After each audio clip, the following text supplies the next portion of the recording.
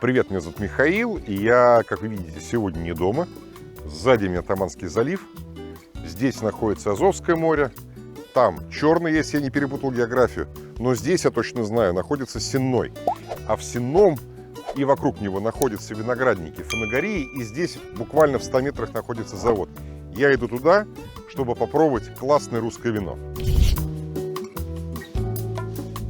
Я страшно счастлив, что я оказался не только в Фанагории, но мне уделил время главный инженер-винодел этого предприятия Илья Иванович Узунов, знаменитейший человек, который участвовал в создании всех тех вин, которые, надеюсь, мы сегодня попробуем. Сразу открою маленькую тайну. Мы будем пробовать очень крутые вина, которые мне очень нравятся и которые значимы для предприятия. Да? Самое первое, что мы сделаем, это мы откроем вино, которое мы будем пробовать последним, потому что мы его будем декантировать. Фанагория – предприятие, которое было организовано в 1957 году. В свое время был это Сеновский виносоковый завод. Мы выпускали вместе с тихими винами виноградные натуральные соки. Поэтому, когда произошел развал Советского Союза, в общем, датировать прекратили, и мы полностью перешли на приготовление вин. На сегодняшний день Фанагория – это комбинат, который производит в год порядка 2 миллионов 400 тысяч декалитров, производит и разливает. Предприятие полного цикла. Значит, от винограда до выпуска бутылки. Хотя у нас очень большие объемы, но мы все-таки премиальщики. И вот это удивительная вещь, да, потому что вы же производите более 1 миллиона литров вина в год, да, я так понимаю сейчас? Да ну, или нет? Мы производим 24 миллиона. 24 миллиона, это нереально. Значит, я перелил бутылку в декантер. Это не просто понты, да, декантер позволяет вину подышать, да, и что он делает? Зачем нам нужен декантер для этого? Все вина, которые были выдержаны в дубовой таре, потом разлиты в стекло, должны быть обязательно декантированы. Им нужен кислород для того, чтобы раскрыть свои ароматические вещества. Поэтому для этих вин обязательно декантация. Все, я понял. Мы в этом году выпускаем коллекционные вина. Так, ну я очень рассчитываю попробовать, мне очень интересно. Вот в этом подвале они находятся, вон там в корзинах. Обратите внимание. Я замечу. Значит, это я отставляю. И мне уже, если честно, не терпится. Нет, ну, сзади нас стоят бутылки перевернутые, да, это игристое вино, которое настаивается на осадке. Первое, что мы сегодня пробуем, это, мне кажется, прекрасный аперитив, да, всегда. Игристое вино, Фанагория, Брют, 2014 год. Да. И это не это ассамбляж, это не моносорт здесь используется, да? Нет, здесь используются 2 сорта, значит, традиционка, шардоне плюс пино нуар. Открываю? Открываем. Давайте я открою. Давайте вы откройте, да. Ну, мы возьмем, наверное, бокалы для красного вина побольше. Нет. Как вы больше любите? Я потому что больше люблю в бокалах больших пить, игристые. Значит, есть бокалы для игристого, есть бокалы для белого, есть бокалы для красного. Но мы будем делать правильно? Надо ставить 3 бокала. 3 бокала. Если вы хотите правильно дегустировать. Начальник сказал для игристого, значит для игристого. Ну, давайте, наверное, так.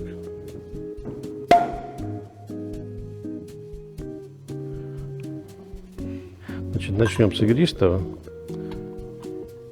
Мы находимся на Таманском полуострове среди 2 морей, Азовского и Черного. Поэтому вот этот вот морской терруар, он дает органолептические нотки в каждый наш продукт. И эти особенности морского терруара находятся в нашем продукте. В данном случае в этом бокале. Пробуем? Пробуем.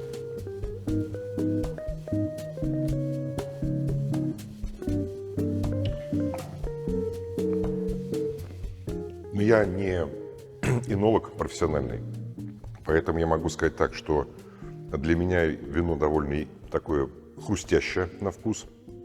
Немножко я чувствую яблочко, очень приятный перельяж, да, это называется, когда пузырики идут. Мелкодисперсные. И я подозреваю, что если мы это оставим часа на 3, то они будут продолжать и через 3, через 4, через 5 часов идти, потому что этого можно добиться только способом естественной, как это называется, шампанизации, да? Да. Мы не можем называть это вино шампанским, потому что оно сделано не в шампане, очевидно, да? Но это прекрасное игристое вино, которое с черной икрой или на аперитив. Прям такая очень русская тема, мне кажется, да? Я, вот, честно говоря, в восторге. Я не знал, что в России делают такие прекрасные игристые вина. Потому что у меня вот все представление об этом советском полусладком, как правило, это невозможно пить. А вот это пить возможно. Ну, а на что обратить внимание во вкусе? Что касается вот, профессионально скажите. именно этого образца, значит, ну, образец был более 5 лет на осадке. Вся фишка в игристых винах – это дрожжевой осадок, который находится в бутылке. Он формирует вкусовую гамму. Значит, здесь фрукты, лизатные тона выдержки. Лизатное – это что значит? Это значит тона выдержки. То есть вот осадок, который находится в бутылке, он дает такую сливочность, знаете, вот ощущение того, что вы взяли как будто кусочек сливочного масла в полость рта, вот это обволакивание, вот эта полнота вкуса, это все дает дрожжевой осадок, который находится в бутылке. А в данном образце этот осадок находился в бутылке 5,7 месяцев. Ну и плюс здесь традиционка, 65% шардоне, 35% пино-нуара. Обратите внимание, очень хорошая игра. Значит, мне очень нравится. Фруктовые нотки, полный, свежий в то же время. Это особенность, потому что вино, находясь в бутылке почти что 6 лет, но имеет такую свежесть. Поэтому технологические приемы, которые применяются при производстве игристых вин, значит, они подразумевают под собой все-таки сбор винограда не очень зрелым, в средней зрелости виноград собирается, не перезрелый для того, чтобы сохранить кислотность.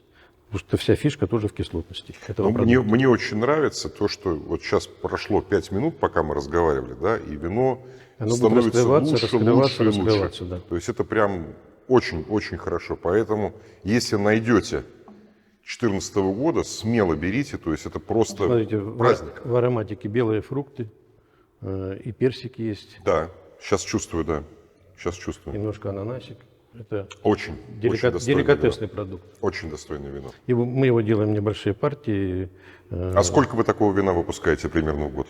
Ну, вообще-то мы бутылочной шампанизации выпускаем порядка 150 тысяч бутылок. Ну, этой партии небольшой тираж. Ну и не каждый год у вас винтажные, присваиваете винтаж, я так понимаю, да? Нет, ну почему? Заложен предыдущий год, и 15-й год, и 16-й год. Это все будет потом со временем выходить. Как винтажи будут выходить, да? То есть вина получаются стабильно хорошего качества, да, достойные для винтажа. Это небольшие партии дорогих вин, которые делаются по хорошей технологии и высококачественные вина. Но, кстати говоря, про дороговизну, то есть такого уровня шампанское или там хорошее итальянское Кадельбоско будет стоить в 5 раз дороже минимум в магазине, чем это вино. Дальше мы идем 100 оттенков белого, да, это называется. 100 оттенков белого, шардоне 2019 года, достаточно молодое вино. Не буду скрывать, я его пробовал. Мне оно показалось очень интересным, очень такое характерное, правильное, традиционное шардоне. Значит, ну, белые вина, такие как савиньон, рислинг, олиготе, шардоне, их можно рассматривать по набору кислоты. Значит, самая мягкая фруктовая, мягкая это шардоне, потому что кислотность у него не очень большая. Потом идет олиготе. Потом идет рислинг, и потом последний идет савиньон. Самый свежий, кислотный. Значит, шардоне, олиготе можно употреблять под тушеную рыбу, под вареную рыбу. Значит, рислинги, савиньоны можно употреблять под жареную рыбу. То есть с этим уха прекрасно? Уха прекрасно. Из белых вин это единственный продукт, который проходит дубовую выдержку.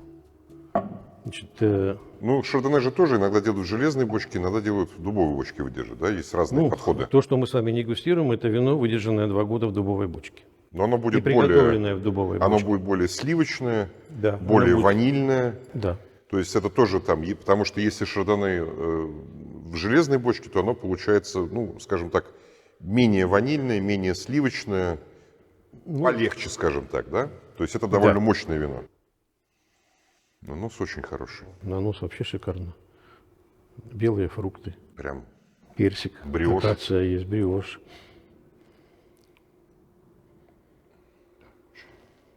Это очень серьезное шардоне.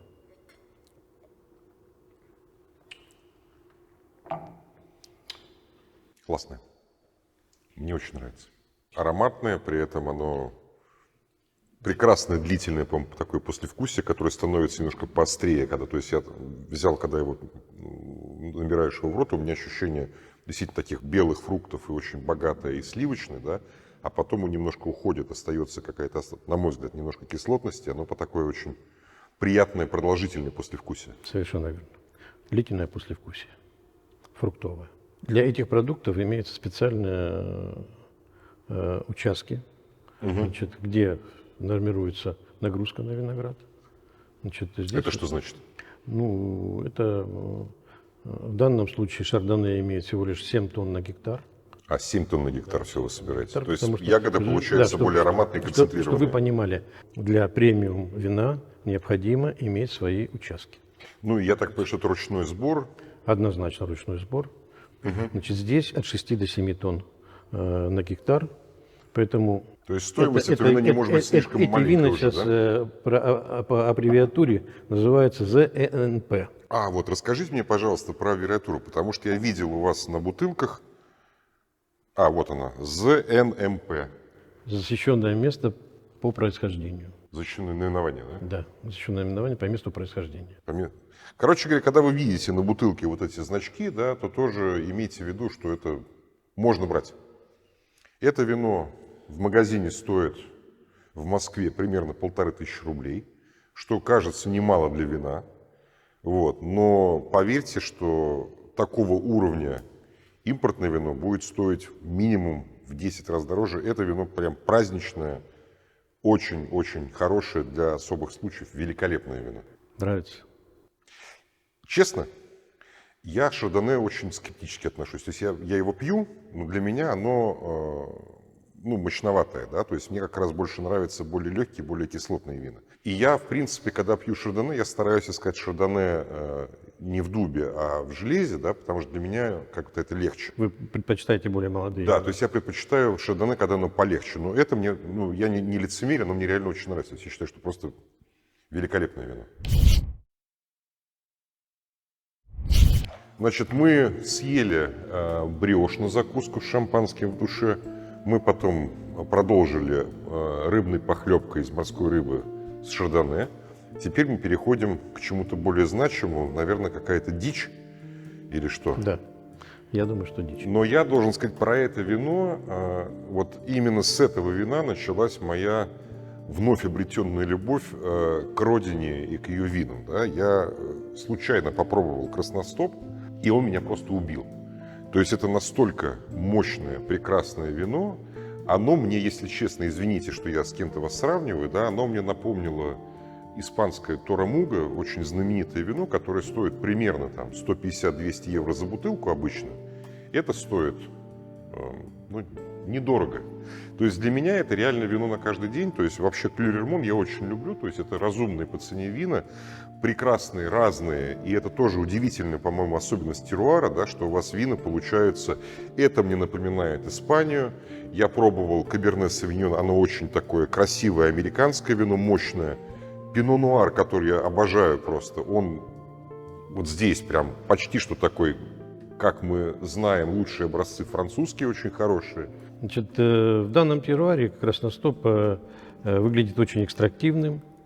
Значит, терново-фруктовые нотки у него. Он очень мощный. Он очень мощный, да. Поэтому... Но при этом он тебя не убивает. Потому что я сказал там про американские вина, да, для меня они очень такие прямолинейные, да, как американские машины. То есть они большие, быстро, четверть мили едут, да, но управлять ими тяжело. А вот это вино, оно при том, что оно мощное, да, оно при этом очень, на мой взгляд, питкое. Ну, это у меня тренировки много, поэтому я-то и 3 могу зараз выпить, да, там. Вот, но это вопрос такой. То есть для меня это прям прекрасное вино. С нетерпением жду. Цвет. Да, очень интенсивный цвет. Обычно красностоп давно произрастает на Таманском полуострове. Не облиться бы, а то уже третий бокал, уже начинаешь немножко рука... Ой, ну вот сейчас оно... На самом деле, да, у нас же часто очень вина декантируют все, но Это тоже требует декантера. идее надо этот продукт, декантер. да. Ну, я же сказал, Но если честно, все вина, выдержанные в бочке, требуют декантера. если у вас нет декантера, можно вот так вот сделать и немножко терпения, пока готовится там мясо или что-то. Ну, это с дичью, наверное, да, уже? Да, ну, с мясом, мясом. собственно, конечно, Стейк. да. Можно с мясом. Тут Немножко уже я на любителя. чувствую, вот мое тоже мнение, да, как модно говорить, подлесок. Немножко коровьей лепешки. Очень мощный аромат красных фруктов, но при этом он не кислотный, он не такой вот, ну бывает, вот говорят, красные фрукты, и ты думаешь, это будет гадость. А здесь прям они спелые красные фрукты, они гнилые, недоспелые красные фрукты, прям прекрасно. Ну и дуб, наверное, да, немножко такое есть ощущение, да, что чувствуешь дуб. Вы хорошо дегустируете. Ну, у меня Для много лю- для года люби- тренировок. Для Года любителя, тренировок. да. Терново-фруктовые нотки. Хорошо интегрированный дуб. Вкус экстрактивный, мягкий, сочный. Сочный, да, кстати говоря, да. Ну вот я поэтому хотел с настоящим виноделом это сделать, потому что я чувствую, но как собака все понимает, но сказать не может. Великолепно. Хорошее такое длительное терновое послевкусие у него. Ну, это именно свойственно для красностопов в таманском теруаре. Но я думаю, что если декантировать и подождать, то вот этот тер немножко уйдет. Он даже сейчас не тяжелый, то есть танины не тяжелые, они не резкие, да, там. Но если декантировать, оно будет еще. Да. Продукт должен подышать, немножко схватить кислорода, и он потом проявит более такую фруктовую ароматику. Даже здесь будет немножко поджаренных каштанов. Да ладно? Да. Сейчас буду об этом думать.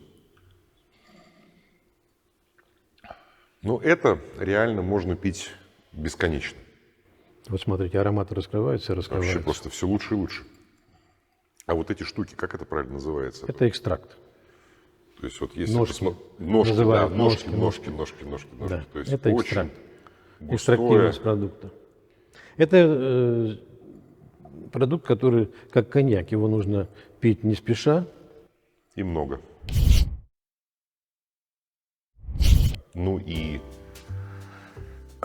то, что я всем рекомендую настоятельно, да, там великолепное, чудесное саперави.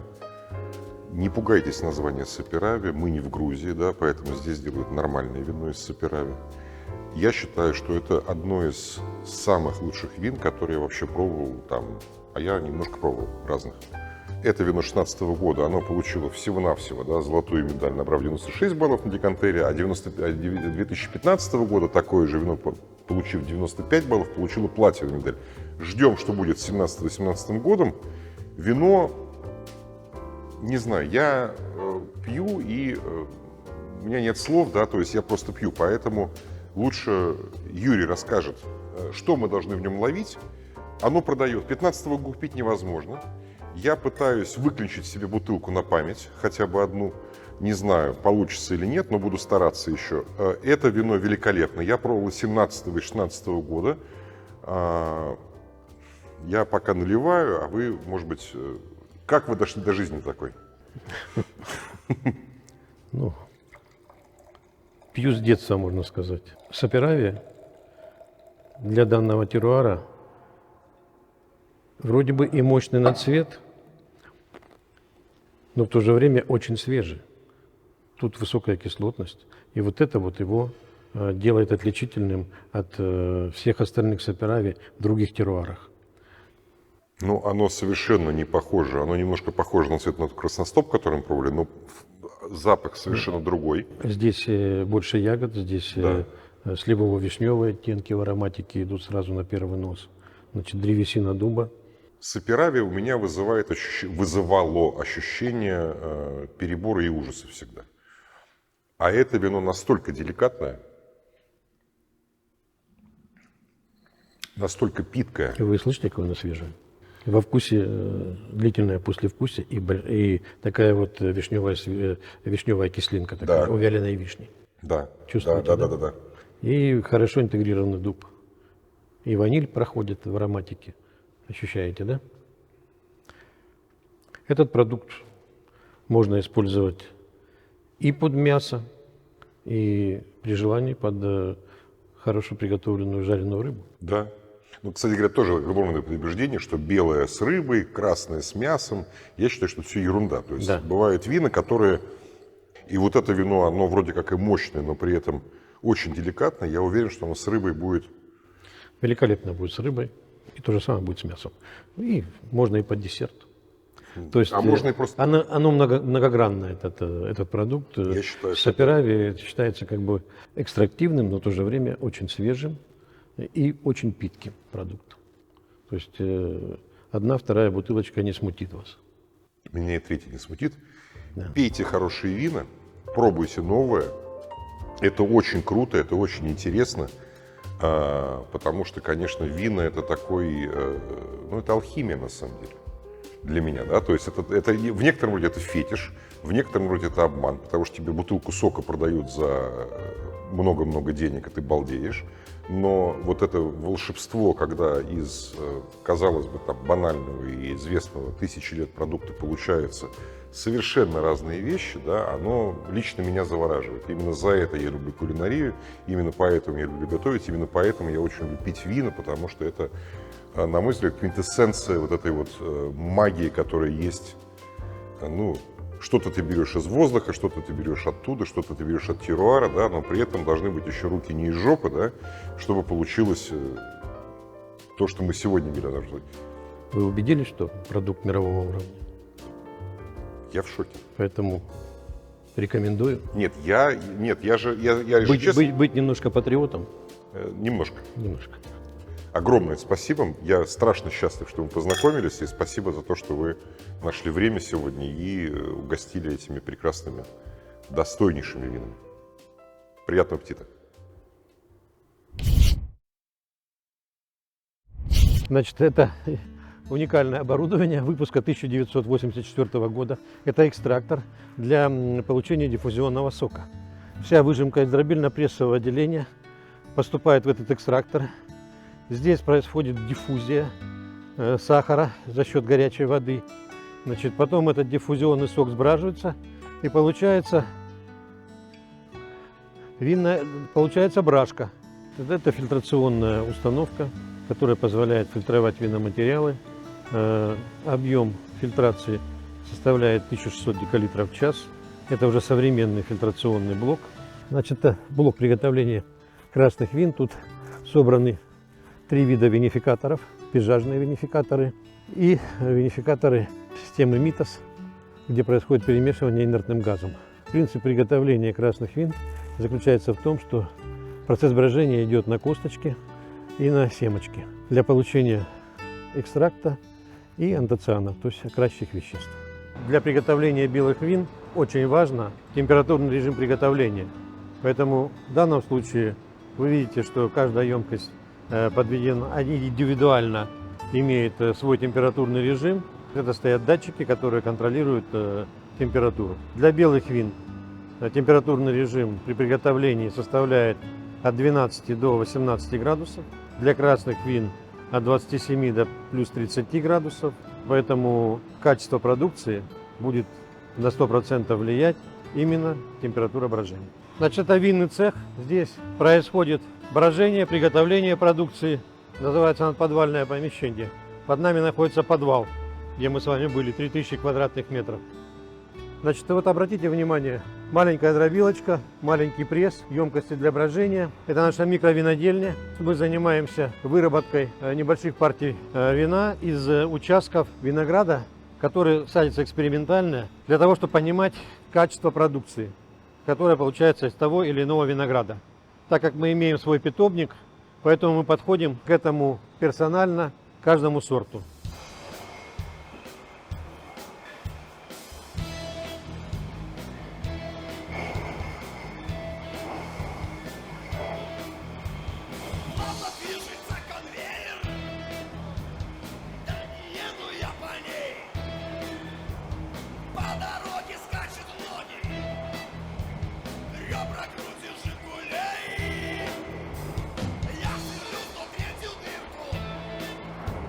Мне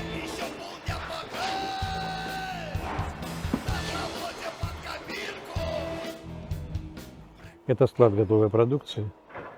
Высота 16 метров, стеллажи набивные. Здесь размещается под 3 миллиона единовременного хранения продукции.